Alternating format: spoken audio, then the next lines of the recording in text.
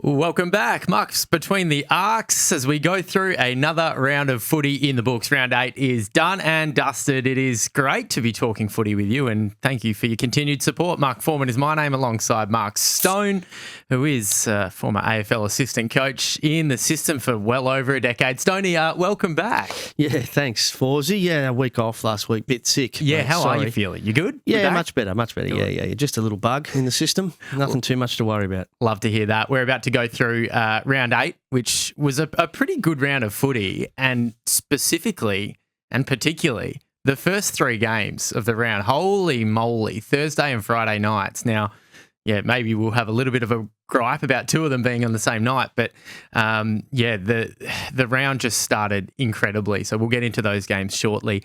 There's a bit to talk about as well. You've got some clips coming up and a deeper dive into Carlton and what they're up to. We'll have a look at some attacking strategy as well. Yep. And then some, and I think we'll start there, Stoney. Let's go with the issue that really kicked off on Saturday. And we'll do this, by the way, a little bit later. We've got some listener questions coming through as well. Good. Yeah, okay. Yeah, which I should have mentioned off the top. But Whiteboard Gate. Yes. Let's have a chat about it. And the reason I wanted to start with it, I think we would have flicked this into our normal sort of game review in the Brisbane Essendon game, but you were at Brisbane for 3 years. I think anybody listening to a footy podcast would know that what has happened. Yes. But the whiteboard is up there in the Brisbane rooms. And it's that inner sort of sanctum, and it's been leaked. So I understand it's a parent of an Auskicker, but on it, strengths and weaknesses. Now, the first part of this is I hate that it has been leaked, because all we continually ask for more and more access into clubs, and this is like one person wrecking it for the rest of us, and you heard Chris Fagan say, well, this is just going to make us shut up shop a little bit more, which I understand that initial reaction, but I didn't like it. But now that it's happened, we will speak about it, and you are very familiar with what's gone on. Yeah, well, I know they've had the board for a long, long time, and they used it when I was there. And on one hand, it's disappointing from that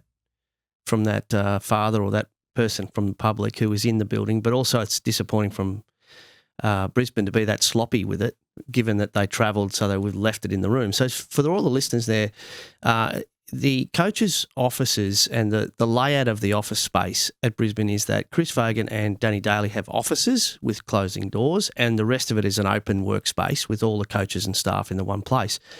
There's a huge big window that looks out onto the indoor playing facility, or the indoor training area where players can kick the ball. It's like 50 metres long. It's quite big. Yeah.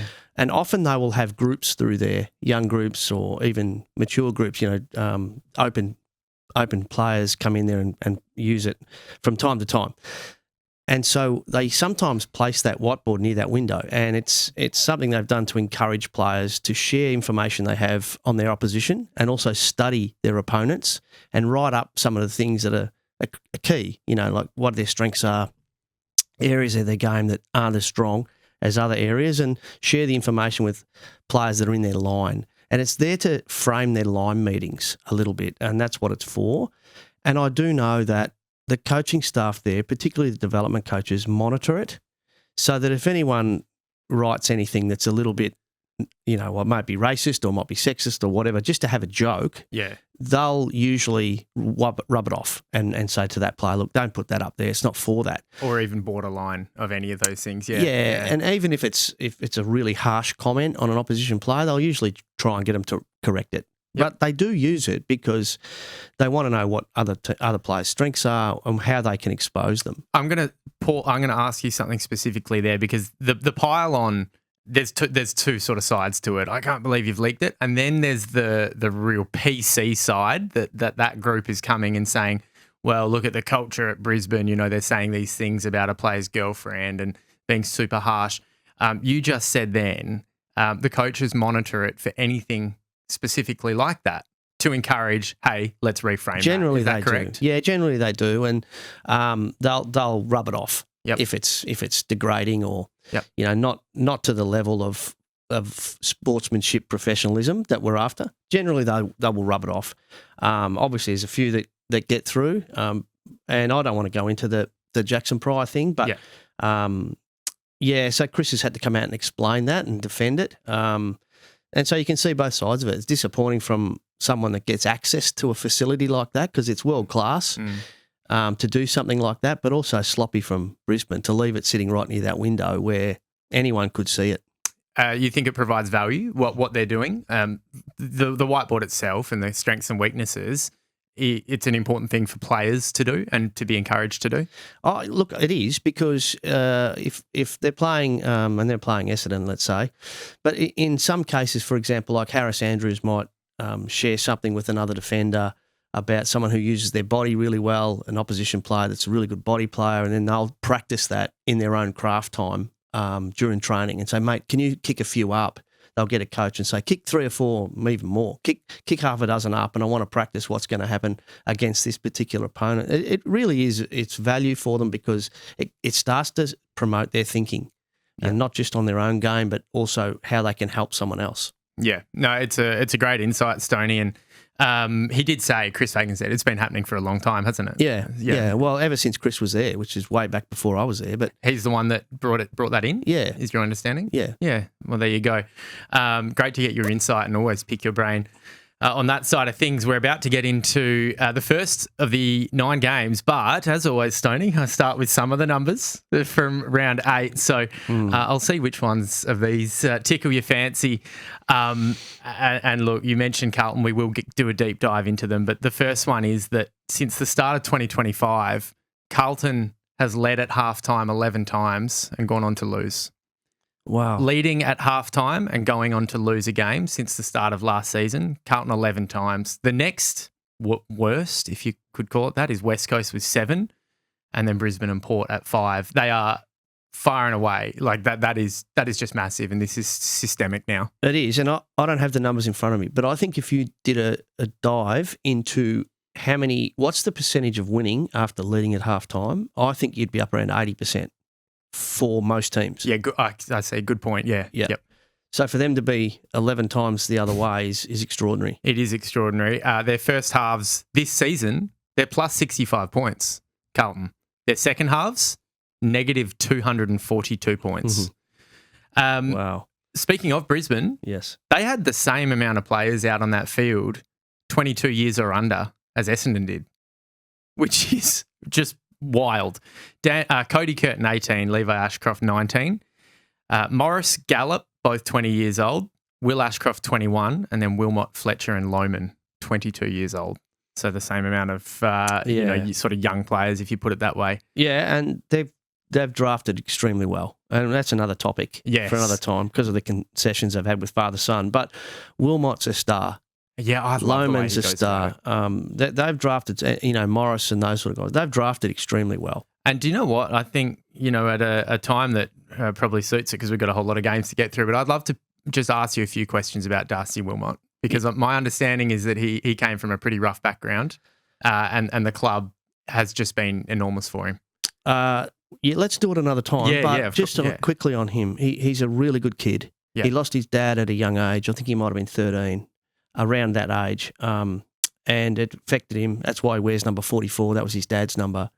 And he turned up day one at the club in these old dirty thongs. Everyone looked at him a bit strange, and they were his dad's thongs. So he from that point of view, he's had a bit of a battle with that. But he's a wonderful kid, and we'll talk about him a bit more another time. I'm very keen to do that. 39 goals, 29, 245. That's the combined score from the Swans D's game. It's the highest scoring AFL game at the SCG in basically 20 years. Another game where both teams hit 100 points. This is the highest percentage for the Sydney Swans after the first 7 games of a season ever in their history, including South Melbourne. So they're 178%. The next best, 158%. That's 90 years ago. They are flying on top of the ladder. They are. You're starting to outdo me with the stats. No, well, see, these are the rogue numbers. You keep doing it. These are the rogue numbers. No, you do it. I like it. It's fantastic. I watched that game and I just thought, both teams really, but Sydney's cleanness with the ball, how sharp they were with the ball in their hand and how good their skills were by foot. It was just like watching another level, that game. And I'm looking forward to throwing a question to you about that game. I think Melbourne may have found a bit of a blueprint through Sydney, but I'll ask you about it. We've only got a couple to go here. The most quarters played in a VFL AFL season before Richmond was in front on the scoreboard at the end of any quarter. So they had never, this season, they'd never seen themselves in front at the end of a quarter, of any quarter, until, of course, West Coast. They played 29 quarters before their scoreboard said that Richmond was in front. Now, I know boy, do I have some things to say about that. And finally, 88 losses in the last 100 games for the West Coast Eagles. Oh, 44 of them by 50 or more points, and 9 of them by 100 or more points. Oh, wow. Yep. So they are some of your numbers as we swing into the first game. Stoney, it was the Pies and the Hawks. Can you believe this is the first ever draw between Collingwood and Hawthorn? Yeah, I want a shootout. Yeah. I want a shootout. I want to pick your best kick. We're going to the junction. Yeah. We're going to shoot it out. I like that. No draw? No draw. Get What's the rid of this point? nonsense. 2 points, you may as well. Look, 2 points is valuable. I get it. I do understand. Imagine going to a game where you got Elliott one side and Gunston the other, and away they go, and it's first to 3 or whatever it might be, best of 5, and it's decided like that. I don't mind it. And honestly, for anybody listening, you've got to be prepared to accept change. Can you imagine telling an American that we ended the game in a draw? Like American sports, they hate it. They do not do draws. Yeah. And I think there was an American guy there, the bloke that hosts the NFL thing. But it did. It ended in a draw. Ironically, Dylan Moore and Darcy Moore, both inclusions into the team. It was Darcy Moore who gave away the free kick. Dylan Moore nails the set shot after the siren. For me, it was a brilliant game of footy. But for me, it was the inside 50 stat, 34 to 62 in favour of Hawthorn, yet Collingwood just found a way. Well, it's a draw that Collingwood would love and that Hawthorn probably won't because of their shots on goal, 30 shots to 19. And the biggest stat for me that stood out was the centre bounce, 19 to 5 in favour of the Hawks. It's hard to do against Collingwood, but 2, if you don't capitalise on that because you're going straight out, as everyone knows, into a 6-6-6, 6v6 front half, but they only scored 2-3 from those 19 clearances to Collingwood's 2 goals. Yeah. The expected score, because they're inaccurate, was 98-62. So Hawthorn will be ruining that one.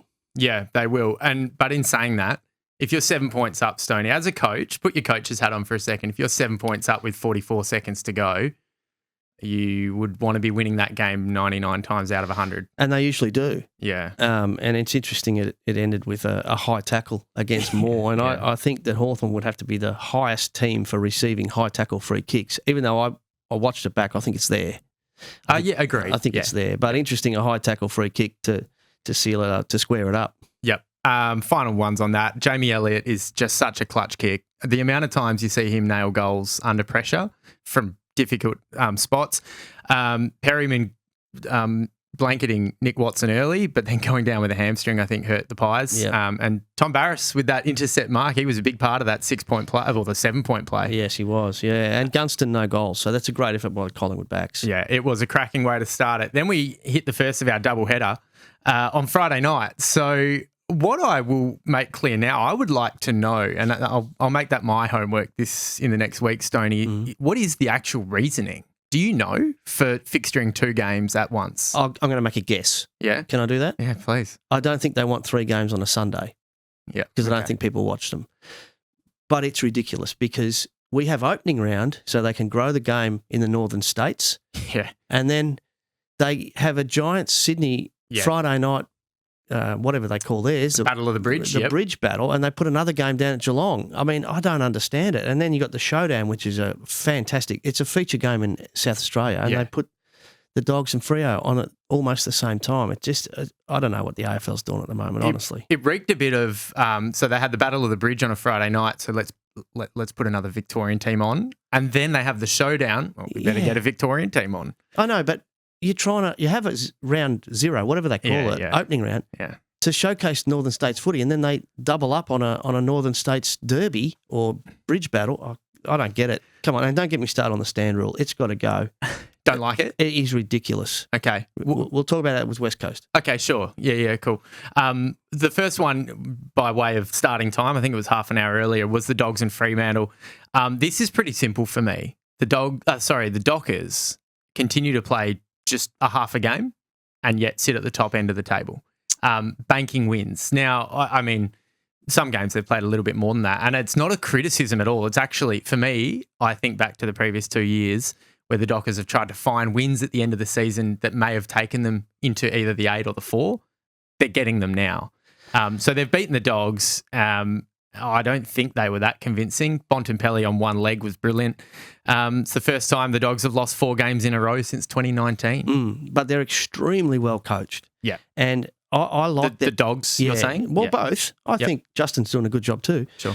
But yeah, Luke Beveridge is a very smart coach. And I love their plan, or what I thought was their plan anyway, in the first quarter and first half, which worked for them, was slow Fremantle down at all costs and basically flood, an old-fashioned Sydney Swans flood, and get English back into the back 50 so that they can't take towering marks because they're a bit underdone with defensive tools. So what they did really well, the Dogs, was slow down their ball movement, as in Fremantle's ball movement, and get numbers back, particularly English, that could plug holes and not let them go in. Force them to go in long and high and get English back there to take away their mark game and put numbers inside their 50. And so I don't think it was a poor first half from Fremantle. Well, I just think the Dogs played really, really well. Okay, yeah. But eventually Fremantle sort of wore them down a little bit, I thought. And I think they've got some gears now to go to. Yeah. You know, they've got Brayshaw and Sarong doing a great job in the middle. They've got Young that can go in and out, and then they throw Bolton in there, and it just gives them that little bit extra speed. And also Murphy Reid goes in with Bolton at times, so they've got this dynamic pace duo in there. Yes. To break open the game. And then if you let them score from the back half now and they get on a run, they're hard to stop because of that speed. But they kicked 7 in a row, and it's generated a lot of that. Came off centre bounce. They won 6-1 centre bounce, kicked 3 goals out of there. And Jackson did what he does brilliantly, which is tap it backwards and then run forward. It's a little play they have, I think, that they pull out from time to time. They did one against, was it Carlton? They played here over here where they kicked Jackson. Yes. Oh, yeah. Did his last week. His little, yeah, that's right. So I think it's a little play that they do, and I think it's really effective for them. But once they get rolling like that, then they're really hard to stop. Yeah, it was brilliant. And it's at the point now where there are so many weapons where if you shut one down, someone else will get you. So for mine on the weekend, Caleb Sarong was actually reasonably quiet for his lofty standards. But Shea Bolton just jumps up again. He's been brilliant. Hayden Young second half, including, did you see his goal, by the way? Yeah, it was holy moly. Remarkable goal. And then, a guy that is 19 years old who is just so classy, Murphy Reid with the footy. They've just got so many weapons now. Yeah, and hopefully Alex Pearce's shoulder, I haven't seen any updates on that, but that's the area they just can't afford to lose players in. Yep. Luke Ryan again was fantastic. Yeah. And so if Pearce is not available for him, if he goes down, then they're looking a bit shaky in the tall area down back. Are we banning the high 10, Stoney? Have you seen what's yeah. I've never liked the high 5. Oh, really? Nah, it's not my thing. Okay. But, yeah, one of those things they laugh about now, don't they? Yes. So, Andy Brayshaw just poking Josh Trace in the eye. Well done to the Dockers. They sit up there with the Swans. That showdown, the showdowns never disappoint. Well, I mean, I say never. I'm sure there's been a couple here and there. But I feel when a showdown is coming, I make time to watch it because more often than not, it's going to be close, despite where either team is on the ladder. 21 points down in the final term, Port Adelaide, and then they hit the front. The game, for me, the modern game allows comebacks because of momentum and, various rules. I was baffled that my understanding, and I almost say it facetiously, was that you can do whatever you want on the goal line to try and shepherd a ball through. They rarely call free kicks. It was probably there against Rochelle. So Wayne Miller's goal disallowed, but in the end, we had 2 goals in the last 20 seconds. Yeah, it's a bit of a soft free kick, wasn't it? Like, he just sort of pushed him. I don't know. Look, no, I'm with you. Maybe it's the letter of the law. It's there. They just picked it from nowhere. But then Port were good enough to come back. And one of the things I want to show you here is a clip on the stoppage with Berry scored from and the breakdown for Adelaide, where it went wrong. Yep. And so this is the goal. This is Port Adelaide's Berry. This is Joe Berry. Yes, Joe Berry. Good Wangaratta boy. Very good. Him and Joey Richards, both good Wang boys in there. So if you look at this stoppage, and Murray, if Murray Davis, our friend, it was here right now. Him and I would argue about this because we used to argue about this at Brisbane. Yeah. But the stoppage is right just inside the 50-metre arc for Port Adelaide. Yeah. Central, so it's a corridor one. Both teams have got a +1. So Ports is sitting in the centre circle and Adelaide's is in the goal square like a goalkeeper. And I don't think you need a goalkeeper for two reasons. One, they've already got a pair there. So they've already got Marshall standing there with his opponent, right, an Adelaide player. And two, if it gets out of that stoppage, it's going to go over his head anyway. So you may as well have him up where he can be used. Now, what Port do really well with this stoppage is walk all their players and all their Adelaide opponents defensive side of the stoppage. So they've got no sweeper, Adelaide. And are you saying Murray, Dave? Murray would say, no, definitely have a player on the line? Murray likes a goalkeeper. Yeah, okay, yeah. I don't personally. I think he should be up sweeping on this stoppage. And so you can see when I pause it there that when the umpire throws it up, every player that's going to try and win that ball off the tap, every midfielder or forward, is the other side or the defensive side of the umpire. There's no one goal side of the umpire for Adelaide. So it's wide open. And so Ollie Wines just comes through a little hole, nice little tap. He goes through a hole and then Miller has to come forward, feeds it to Berry, and he's got enough polish and class to finish. But when you look at the replay, I think Adelaide made a blue here because I think they should have had a sweeper there that could have stopped Ollie Wines and wouldn't have allowed Berry to be the free player that gets that receive. Well, Nixie's reaction is brilliant. Is Murray in that? I didn't know if Murray was in that shot. Yeah. Good friend of the podcast. Yes. As a bloke that's played footy his whole life, it just seems, but you're the coach here, and it seems that the last thing you would want being ahead on the scoreboard as Adelaide is space. So put somebody where space is. Yeah, and they do a great job, Port, of just walking them up. So it's 1-to-1 and they all just walk up. And so all of a sudden there's nothing behind the ruckman or nothing goal side of the ruckman and the umpire. So well done. And then the next centre bounce, I think Port make a mistake because it's 46 seconds to go. They don't need to hit it long. They just drop it in close because the Adelaide halfbacks are going to come steaming off the back of the arc and back of the square trying to attack because they need a score. And Sweet hit it long. He didn't need to do that. And then they gave away the free kick to, I think it was... I can't remember the free kick. I certainly remember the goal kicker. Yeah, and Malira ran past on the attack. Yep. And then they whacked it in long. And then for Malira to stand up in that tackle, Rankin got the free kick. Malira to stand up in that tackle and have the composure to get his arms free, give it to Curtin to Cook, I think it was, on the run, and then it's over. It's a match-winning finish. Yeah, writes himself into Showdown folklore. Of all there's a lot of rules you can criticise, and we will get to the stand rule. But the 666 has been a brilliant, in my opinion, been a brilliant introduction. Yeah, I agree. No, it's a good rule. Okay. Yeah. I thought maybe you might put your coach's hat on and say, no, because we can't stop. But yeah, it allowed a moment that, especially Showdown watchers and Adelaide, those from Adelaide will never forget. Yeah, great finish to a game. It was brilliant. We've already touched on Whiteboard Gate, so we won't go too much into the Essendon Brisbane game. We know where both teams are at, but the one that stood out to me, Stoney, 141 uncontested marks to the Lions. Holy moly. There were a lot of defensive running, Essendon.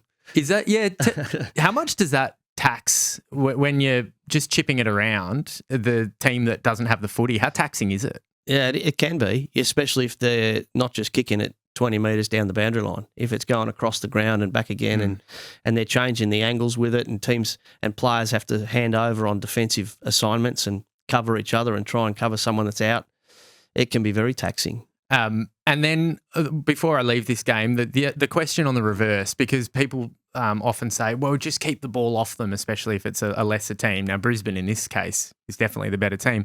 How taxing is it for the team doing the chipping? Because you do actually have to work quite hard to create the extra, right?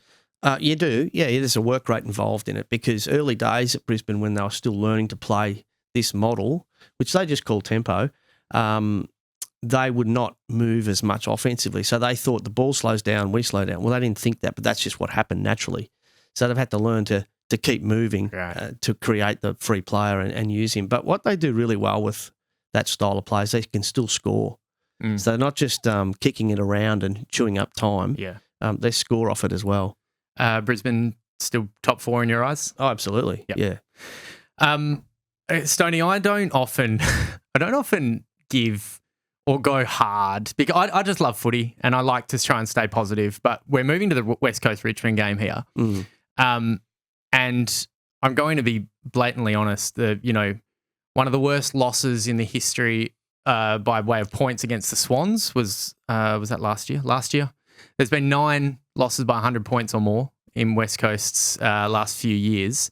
This is the worst loss, in my opinion, of recent times for the West Coast Eagles. In fact, it may well be the worst loss ever, because not only has West Coast won 2 games, right, and they played okay in those games, but they are playing a reserve side here, and that's not. I'm not disrespecting the players they've got. Mate. They have 15 on the injury list, and then Prestia, who is a senior player, goes down in 5 minutes. So you call it 16. There's no Taranto. There's barely any leaders out there. Of course, there's Bolter and Tom Lynch, but they're at varying ends of the field. Yep. West Coast simply had to win that game, and they've been beaten by Stoney. Richmond had 3 AFL listed players in the VFL. 3. It's almost at the point where West Coast was a few years ago.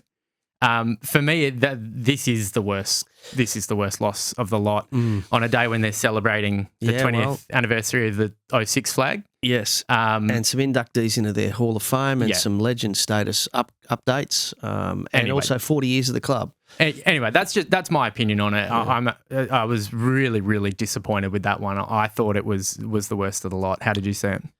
Yeah, it's a bad loss. It's a really bad loss. They're on their knees a little bit, Richmond. Well done to them to show that grit and that fight. Absolutely, and I do want to acknowledge that as well. Yeah, but it's a really poor loss. And 19-8 inside 50s in the last quarter in Eagles' favour. So they only had themselves to blame. 2 moments, the goal that Sonsi kicked at the end, where Cole and I think it might have been Young, the defender, both missed the spoil and it got over the back. So that's something that's an error. It's one of those moments that got past them. But the 50-metre penalty for don't stand is absolutely ridiculous. Yeah. I mean, why do you have to stand the mark? If you don't stand the mark, that player can play on. And if no one stands the mark, as I understand it, you then someone else can't come and stand it late. Correct. So if no one's there, no one's there. But now you've got to come back. So like Elliot Yo's trying to run off and add density to their back 50, which every player and every coach would want. And then they penalise them 50 metres for it. I just think it's the most stupid rule I've ever seen. And Greg Swan was trying to defend it on TV the other night on 360. Last week I did see that. Yeah, because it happened against Melbourne and Richmond. Yep. And I thought, well, mate, you're not doing a very good job of defending it. And he was also trying to make a bit of a joke out of it. It's no joke. I don't think it costs West Coast the game, but it stifles momentum and it gives Richmond a little bit of a hope. Yeah, I can agree with that. And the one Greg Swan was talking about, that was a joke as well. It was the Richmond bloke running with Max Gawn. Oh, was it Richmond? I can't remember. Somebody was running with Max Gawn, just continuing to do his thing. Yeah. This is along the same lines. Slightly unpopular opinion, I like the purpose of the rule, because it's to stop flooding, right? It's to take a player away, to make a player stand there, and you must overlap run. I do get that. I'm with you. I'm not enjoying the penalty now. And look, and I understand what he's trying to do. He's trying to make it an objective call, right? If this happens, free kick. But this is a very subjective game, and I think we can all see that it didn't affect, what happened, and that's where people are getting frustrated. In a game of footy, it's going so quick. If there are 2 Richmond players out on a break, and there are 2 West Coast players got to cover them, sometimes they'll get confused and they'll have a 2-1. Every team has them, where two players go to the one guy to defend and another one gets out free. So in this case here, two West Coast players both went back to cover the Richmond player that was running towards goal. I think it might have been Yo and Harley Reid, I think. And so it's just a natural. They're not deliberately not standing. They're both thinking, I'll cover that player. And then they're penalised 50 metres for it. So it's not like they're saying, I'm not going to go stand the mark. Yeah. It's just cover the opposition player quickly. Like, let's snap and do it. And they've both done it.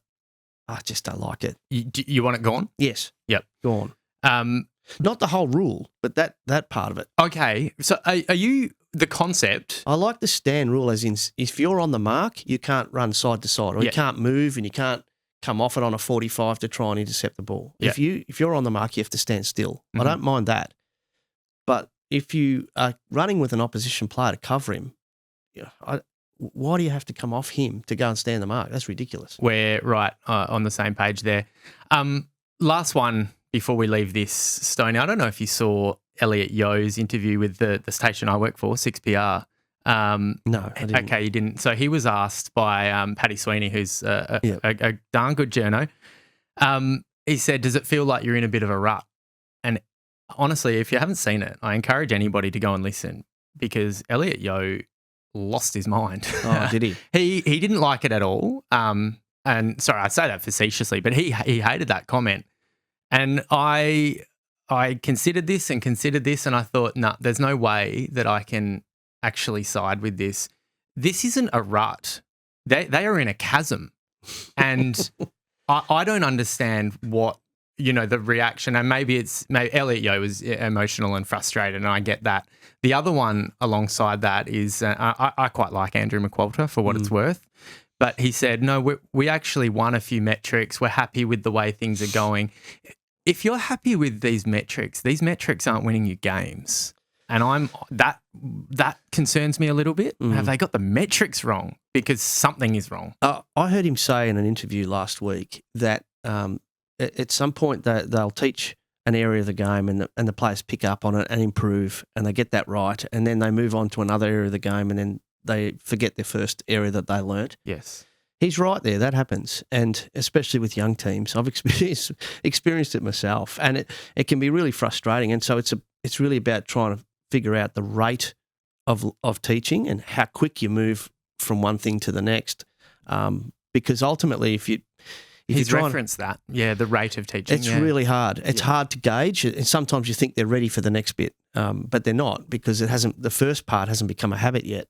So they're dealing with that. He's dealing with that, and he's probably trying to educate his assistant coaches as well on, no, boys, slow down there. All right, let's just get this part right first. And it's a really difficult place to be in, and especially at that level where every team's capable of beating every other team, really. I mean, you probably wouldn't think Richmond would beat Brisbane or Geelong, but, aside from teams on their knees with injuries, every team can beat any other team. So I heard him talk about that. I thought, I really relate to that, because that's hard. It's really hard to try and figure that out sometimes. Well said, Stoney. And, you try and find – I have always tried to find positives. There were a few. Harley Reid kicked some bloody brilliant goals, but for me that was the lowest point of recent memory. Geelong versus North Melbourne, they stayed with them for a fair while, but Geelong ended up getting it done. Quick question, the only one for me I wanted to throw at you with this game is, was a battle of the taggers. Mullen did brilliantly on Harry Sheasel, and probably almost better, Jai Simpkin did extremely well on Bailey Smith, one of the best players in the comp. Simple question, why would you not do it? Why would you not tag the opposition's best player? Oh, there's a number of reasons. It can be difficult with your rotations. You can get pulled apart in terms of your structures and your positional setups. It's challenging. You can still do it, obviously, but it means you have to be really sharp on everything else, and you have to adjust on the run. And instead of being on autopilot where your rotations are all set and forget, now you've got to do them manually. So there's a number of reasons what makes it challenging, which we looked at St Kilda and Collingwood when they tagged Dacos, and how hard it is because they were moving him around and shifting the opposition players everywhere. But Mullen's become a really good player, hasn't he? Oh, brilliant. Honestly, he's one of the best in the comp at it. Yeah, he'll go back the other way too. He'll challenge you the other way. Yep. So if you just think he's going to run with you all day, you need to reassess that, and you need to go to the whiteboard. And his strengths would be he's a seriously good runner. It's one of those things as well when you do go the other way. So when let's put yourself in Bailey Smith's shoes, and Mullen goes the other way. Not only are you not winning the footy as much as you're used to, you now know if you didn't try and chase Mullen down, everyone's going to pile on even more. Well, they will, and they'll verbal you, and they'll let you know about it. But I think for North, Simpkin to do a job on Smith is a really good sign, because Simpkin's a ball winner. He's drafted as a ball winner. So sometimes for those guys to change and be willing to accept that, now I'm going to defend a guy and negate him. I think that's a win for North. Yeah, and it's at Brisbane. It's Josh Dunkley who sticks out in my mind, who's a similar thing. He loves it. Proven ball winner. Yeah, and you need those guys. I'll tell you about what I think Josh Dunkley is. And I remember, and we had Brett Kirk on this potty once. And when I was working with Brett many years ago, he would say that his personal trademark is, I'm not a tagger. I'm the best one-on-one player in the comp. That was his own personal trademark that he didn't share with anyone. Just reframes it. But he called himself a one-on-one player. And I think Josh Dunkley's the same. He just plays one-on-one, head-to-head with someone and goes out to beat them. Yeah, and more often than not, he does. Carlton St Kilda, Stoney, I've given you some of the stats at St Kilda and you've got some clips for us. So ahead at half-time, they concede 11 goals to 2 in the second half. Carlton goes down again. It's the 11th time since the start of the year. What have you seen from this one? Well, from this game in particular, and I think there's a bit of a trend, and I want to start with some stats. So scoring from the defensive half, so scores from the back half of your own field, they are last, averaging 24 points a game. So I think off the back of that, they're trying to generate more scores that way, which a lot of teams are these days, and they're trying to get their halfbacks to start to run and create for them. Okay. Which I think is going to become a problem, and I'll tell you why. Yeah. Because D50 to forward 50 is also a stat, and it's done by number, but it's better by percentage because there's a lot of different – each team has a different number of rebound 50s depending on how many opposition get inside 50s, if that makes sense. And for those listening, just to clarify, D50 to forward 50 simply means getting the ball as it starts in the D50 and it just reaches the forward 50. Yeah, so getting it in your own back 50 and transitioning it down the field to your own forward 50. Yes. And we measure it by percentage because it's the most even way. Carlton is second last at 27%. So let's say almost one in 3 or one in 4 go out of their forward 50 to the other end. Wow. Which is the second highest in the comp. So there's that. And then the differential on turnover is they're minus 24, the second last on differential and turnover. So I think what they're trying to do is get their halfbacks to be more aggressive and generate more scores from the back half. But I think that's what's hurting them the most. Is because they can't cover opposition forwards with leg speed. And so I've got a few clips. So we'll start this one here with Cottrell got it on centre wing. Perfect. 16:30 to go in the third quarter. And Carlton are in front by 15 points. So he's held up. But the 3 players that I've highlighted there in the middle, they're all half-backs. So they're level with the footy, but they're ready to attack. And they're also in a good position to defend at the moment. But what you'll see is when that play unfolds, Cottrell goes long and whacks it inside 50. But see, there's Florent, number 14, on the paint there, as it goes inside 50. Garcia wins it, comes back out with a short kick. Now, I think St Kilda got told not to hold up, just to go. And as they go, you'll see Wiedering comes off his player. So there's 2 things that are affecting them. One is their halfbacks, I think, are getting too far up the ground, too aggressive on offense and can't get back. And 2, they're trained to come off your opponent to help. And I think this is going to hurt them. This is what is hurting them. So you'll see this one goes down the line, and Hall's already goal side of Florent, but Wiedering comes off to help. And it almost hurts them, but a little fumble there, and Sard mops it up, and they get away with that one, okay? Here's the next one. This is a defensive 50 stoppage where Dougal Howard gets the ball, comes out, finds a little short kick, which is Philippou, and there's 2 halfbacks for Carlton right there when he marks it. Then he goes quickly down the line, doesn't waste time, and you can see all the St Kilda players are already goal side of the Carlton halfbacks. Wow. And so when it goes to the contest, Wiedering's again there to help because he's the spare from the stoppage. But they're able to get through, and there's no chance of catching Wangani Malira and Brad Hill. And then Sharman marks it with the winger trying to cover him. That's this next one. This one's now centre bounce. So it's Garcia in the middle on Cripps. And Carlton win it. Cripps actually wins it, gets tackled, handballs it out. St Kilda intercept. And then it goes to Garcia, and you'll see the half-back for Carlton automatically come off his player. And then the next one does the same, which is Wiedering comes off. And so now St Kilda have got a 3-on-2 inside their forward 50 to try and to use, and Carlton can't cover them. So there's the next one.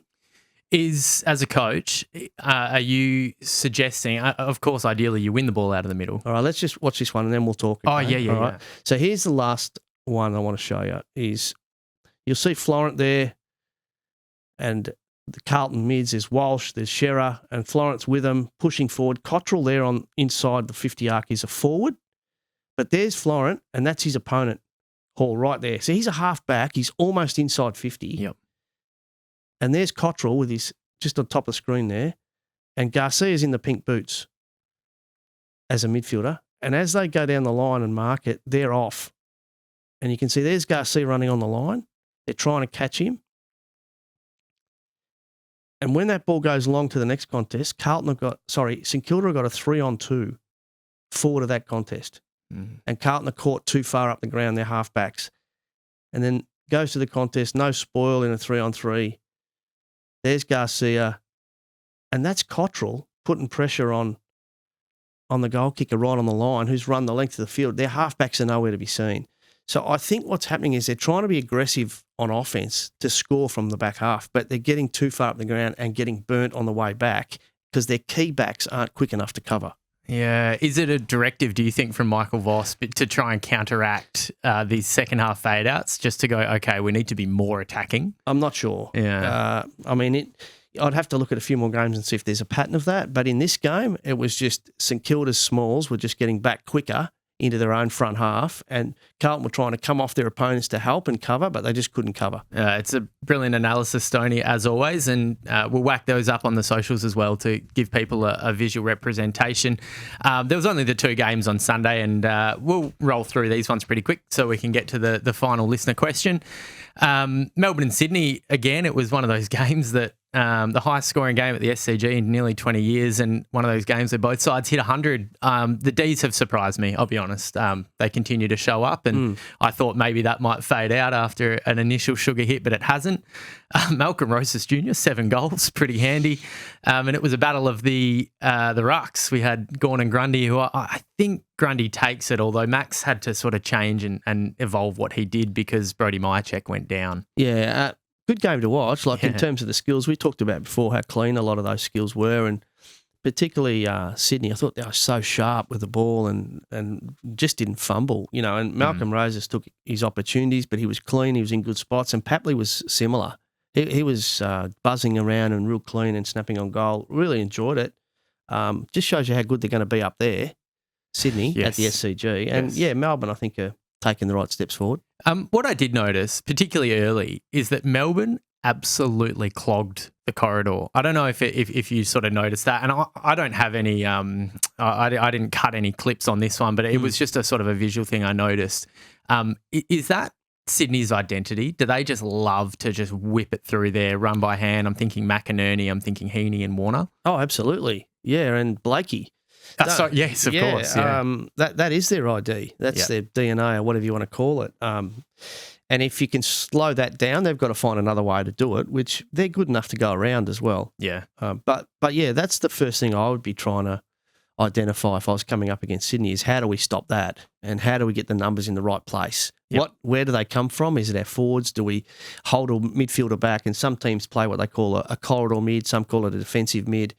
Melbourne in the old under Simon Goodwin used to call it the M1 and the F1, which was the mid and the forward that sit in the corridor and just block it up defensively. Oh, I thought you were referring to like a motorway. No. Yeah. That's what they used to call it, we think.